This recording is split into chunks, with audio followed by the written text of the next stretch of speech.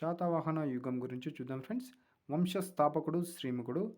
శాతవాహన రాజ్య స్థాపకుడు శ్రీముఖుడు. మూల పురుషుడు శాతవాహనుడు. గొప్పవాడు గౌతమిపుత్ర శాతకర్ణి. చివరివాడు మూడవ పుల్లమావి. శాతవాహనులు మౌర్యులకు సామంతులుగా ఉండడం అనేది జరిగింది. శాతవాహనుల శాసనాలు బ్రహ్మలిపిలో వేయబడ్డాయి.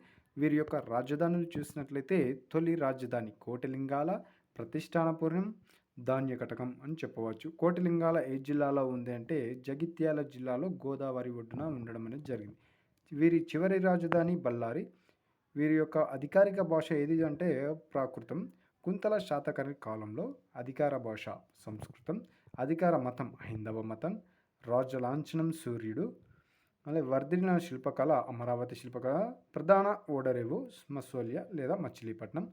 శాతవాహనుల కాలంలో వడ్డీ శాతం ఎంత చూసినట్లయితే 12% అని చెప్పుకోవచ్చు ఫ్రెండ్స్. శాతవాహనుల కాలంలో